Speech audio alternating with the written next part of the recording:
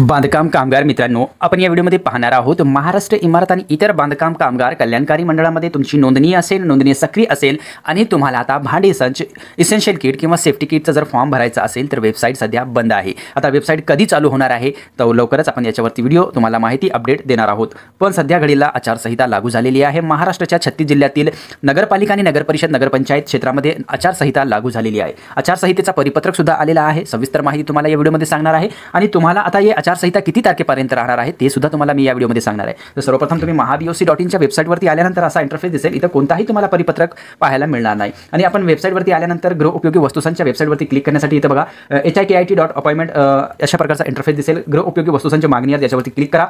Click केल्यानंतर अशा प्रकारचा इंटरफेस येत आहे। Permission to view this page म्हणजेच इथं तुम्हाला आता गृहउपयोगी वस्तूंचे म्हणजे किचन सेटचा अपॉइंटमेंट बुक करता येणार नाही। आता माहितीच्या मिळालेल्या माहितीनुसार आचारसंहितेच्या कारण वेबसाईट इथं बंद करण्यात आलेली आहे। भांडी संची आणि सेफ्टी किट, इसेन्शियल किट याच्याही अपॉइंटमेंट इथं आता सध्या भेटणार नाही अशी माहिती मिळालेली आहे। लगेच जी काही अपडेट जर याच्यावरती आली तर मी व्हिडिओच्या माध्यमातून तुम्हाला नक्कीच सांगणार आहे। तर मित्रांनो, आता जर आपण चर्चेचा विषय हे आहे की आचारसंहिता लागली आहे। आता आचारसंहिता कधी लागली आणि केव्हापासून अंमलात आली आणि किती तारखेपर्यंत राहणार आहे सविस्तर माहिती व्हिडिओमध्ये सांगणार आहे। खूप महत्त्वाचा व्हिडिओ आहे। व्हिडिओ आवडल्यास व्हिडिओला लाईक आणि मित्रांमध्ये नक्की शेअर करा। तर मित्रांनो, स्क्रीनवरती तुम्ही पाहू शकता आपण राज्य निवडणूक आयोग यांचा एक जे परिपत्रक आहे म्हणजे शासन निर्णय आहे ते आपण स्क्रीनवरती दाखवण्याचा प्रयत्न केलेला आहे। स्थानिक स्वराज्य संस्था सार्वत्रिक निवडणुका 2025 आदर्श आचारसंहितेबाबत एकत्रित आदेश म्हणजेच महाराष्ट्रातील 36 जिल्ह्यांसाठी एकत्रित आदेश आलेला आहे। आता हे कोणकोणत्या जिल्ह्यात लागू झालेले आहे तर महाराष्ट्रात 36 जिल्ह्यांमध्ये लागू झालेला आहे। आता याचा कार्यक्षेत्र कुठे आहे, कोणत्या ठिकाणी आचारसंहिता लागलेली आहे, काय जिल्ह्याच्या ठिकाणी लागली का, तिथं महानगरपालिका आहे तिथं लागली का, जिथं नगरपरिषद नगरपंचायत आहे तिथे तर 100% लागलेली आहे, मात्र महानगरपालिकेच्या ठिकाणी लागली का,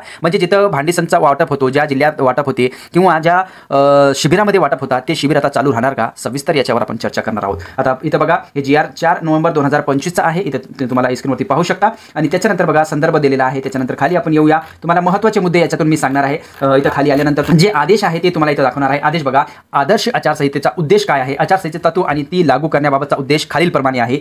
शांततापूर्ण नियमबद्ध आचरण करणे, समान संधी इक्वल अपॉर्च्युनिटी, त्याच्यानंतर नागरिकांचा शांततेचा अधिकार, प्रचाराकरिता पाळवायची सभ्यता, निवडणुकीमधील भ्रष्टाचार आचरण आणि निवडणूक विषयक गुन्हे प्रतिबंध करणे, शासकीय यंत्रणा आणि पदाचा दुरुपयोग यावर प्रतिबंध करणे, आचारसंहिता आणि शासन आणि त्याच्यानंतर सार्वत्रिक निवडणुका निर्भय, मुक्त व पारदर्शक वातावरणात होतील याकरिता निवडणुकाशी निगडीत सर्व अधिकारी कर्मचारी यांनाही कोणताही पक्ष व उमेदवार यांची बाजू घेता येत नाही। आता त्याच्यानंतर आपण खाली येऊ आणि खाली आल्यानंतर याचं जे लागू झालेलं आहे कोणकोणत्या ठिकाणी म्हणजे याचा क्षेत्र काय आहे ते तुम्हाला इथं सांगणार आहे। आचारसंहितेचे क्षेत्र 4 नंबर मुद्दा इथे तुम्ही पाहू शकता। इथं पहा 4 नंबरचा जे पॉईंट दिलेला आहे इथे स्क्रीनवरती पाहू शकता। 4 नंबरचा हे पॉईंट दिलेला आहे आणि या पॉईंटमध्ये तुम्हाला सांगण्यात आलेलं आहे। तर मित्रांनो, इथे स्क्रीनवरती तुम्ही पाहू शकता आचारसंहिता 4 नंबरचा इथं मुद्दा दिलेला आहे, पॉईंट नंबर 4 आहे आणि याच्यामध्ये सांगण्यात आलेला आहे सार्वत्रिक निवडणुकीची आचारसंहिता संबंधित स्थानिक स्वराज्य संस्थेच्या संपूर्ण क्षेत्रासाठी लागू राहील व पोटनिवडणुकीची आचारसंहिता संबंधित प्रभाग किंवा संबंधित निवडणूक विभाग किंवा संबंधित निर्वाचक गण यांच्यापुरती लागू असेल। आचारसंहिता जरी निवडणूक होणाऱ्या स्थानिक स्वराज्य संस्थेच्या क्षेत्रापुरती लागू होणार असली तरी त्या बाहेरील आजूबाजूच्या क्षेत्रात घेण्यात येणाऱ्या कार्यक्रमामुळे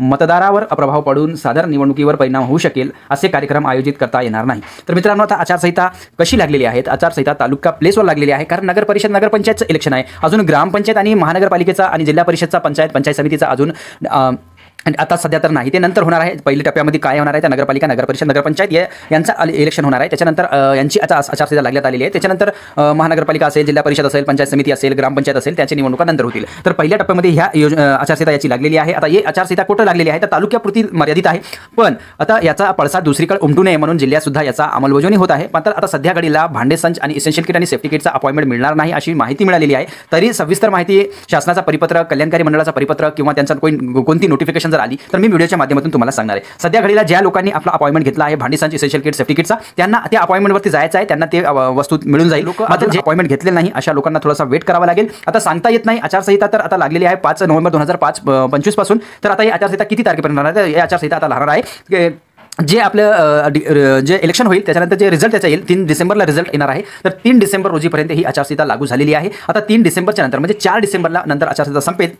100% असं होऊ शकते की तुम्हाला पुढचं जे इसेन्शियल किट आहे, सेफ्टी किट आहे आणि भांडी संच अपॉइंटमेंट आहे ते सुरू होईल। मात्र सांगता येत नाही मित्रांनो, कारण हे इलेक्शन झाल्या तुम्हाला जे पुढचं जे इलेक्शन येत आहे, पुढचं जे इलेक्शन होत आहे त्याचीही आचारसंहिता पुन्हा लागू शकते। तर ही माहिती होती, ही अपडेट होती। लवकरच मी तुम्हाला व्हिडिओच्या माध्यमातून वेळोवेळी अपडेट देत राहील कारण आचारसंहिता लागू झाली, आचारसंहिताच्या नंतर वेबसाईट कधी सुरू होईल, भांडी संच अपॉइंटमेंट कधी मिळणार आहे, सविस्तर माहिती तुम्हाला डिटेल्समध्ये मी पुढच्या व्हिडिओ